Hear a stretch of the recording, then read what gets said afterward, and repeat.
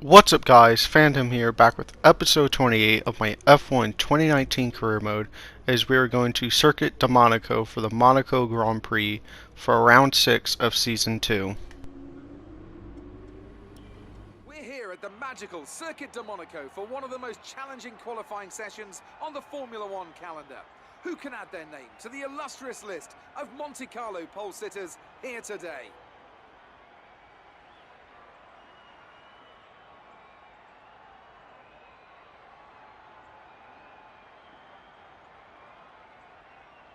This is the kind of track that eats rear tyres for breakfast, or so I'm told by more experienced drivers than myself.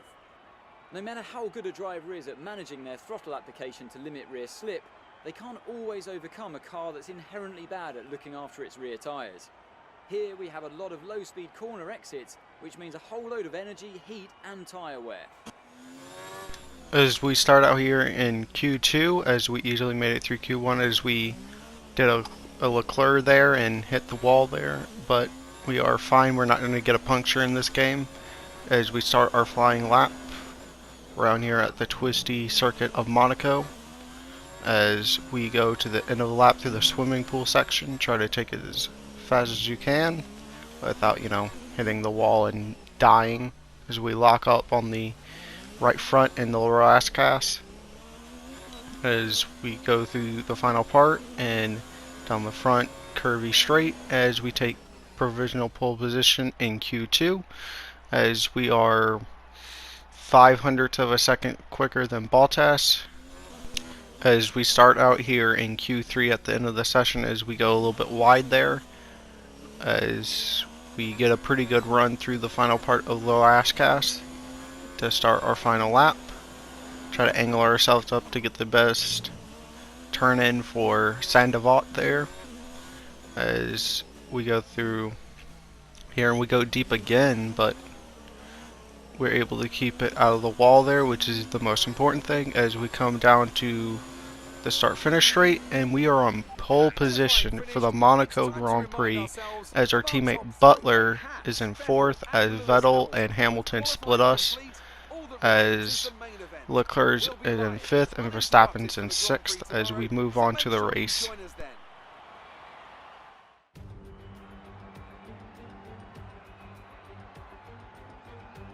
Motor racing has come a long way since the first Grand Prix of the early 20th century.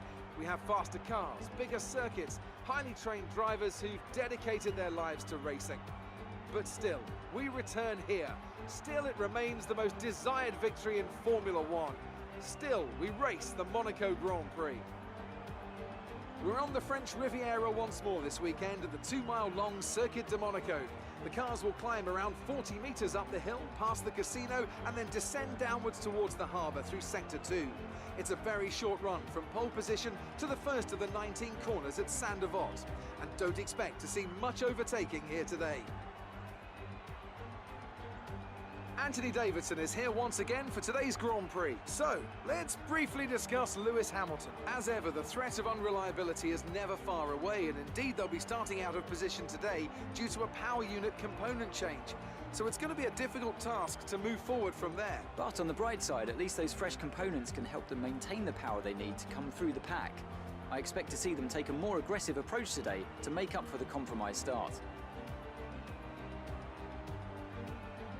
Let's run you through the driver grid order for today's exciting race. It's Haas in pole position then, and starting alongside in P2 is Sebastian Vettel. Considering the rest of the grid, we have Butler, Leclerc, Max Verstappen and Sainz, Norris, Bottas, Weber and Sergio Perez, Ricciardo, Stroll, Lewis Hamilton. They'll be starting further back after an earlier grid penalty. And Kvyat, Albon, Giovinazzi, Kimi Raikkonen and George Russell, Kubica and Nico Hülkenberg completes the grid. And now it's time to head down to the track.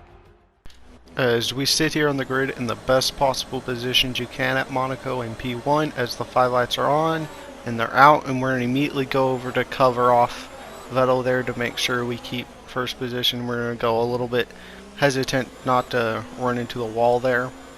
So we go up the hill as we're automatically pulling away from Vettel, but as we come up the hill we're going to go wide and then almost nail the inside corner there at Casino Square as we come into Maribor, and Vettel has caught up every bit that we gained on him going up the hill as we go through the hairpin.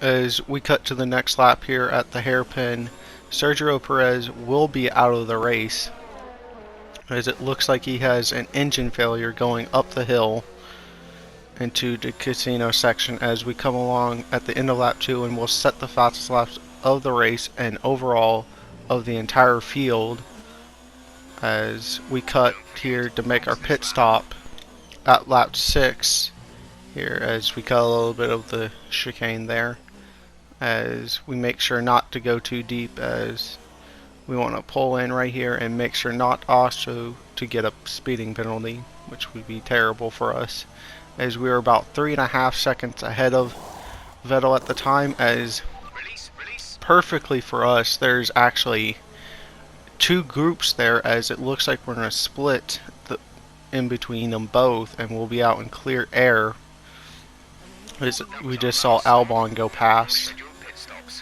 As we get to the end of the pit lane, we're actually going to get a warning for crossing the white line there, so lucky not to get a penalty there as we will pass a bunch of cars in the pit lane and be up to P7 there. But as Albon, we cut up to Albon as he goes into the pits, and almost everybody else besides Ricardo has gone into the pits as we cut the lap 12 here, and we have caught him as we have DRS down the front straight. But Monaco is very, very hard to overtake, as the first time we've had DRS and we go a little bit deep in there, not used to the speed we were carrying into there.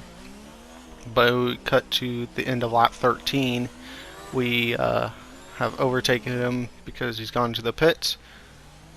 Okay, bad news on the gearbox. The team are trying everything they can think of, but they're not optimistic.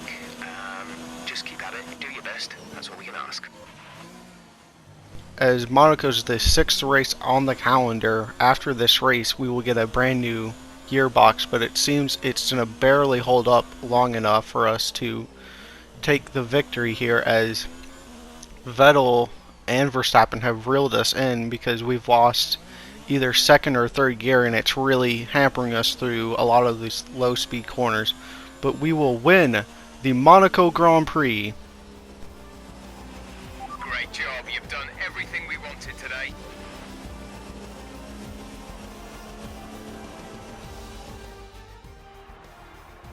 So another fantastic victory for Haas today. Anthony Davidson, what helped them deliver this result, do you think? I think a large part of the result comes down to temperament.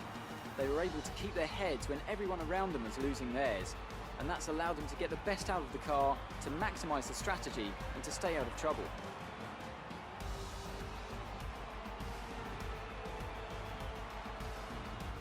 Today was another great race and an even greater victory for Haas. Here they come now to step out onto the top of the podium. They'll be incredibly happy with today's result.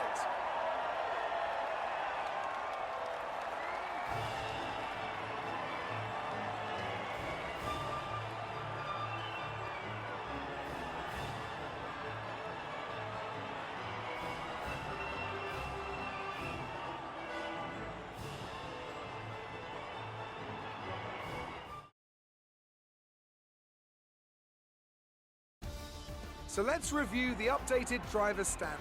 The top of the standings look a little different after today's result. We have a new championship leader. After an incredible day of racing, who was your driver of the day, Ant? For me, it's Kimi Raikkonen, someone who definitely doesn't get enough attention for how well he performs out on the track. It's time to see how things are shaping up in the Constructors' Championship. Meanwhile, Renault move up the table with another strong performance this weekend. Well, Ant, an end to another fantastic weekend of racing. Thanks to everyone who joined us, and we'll see you for the next one.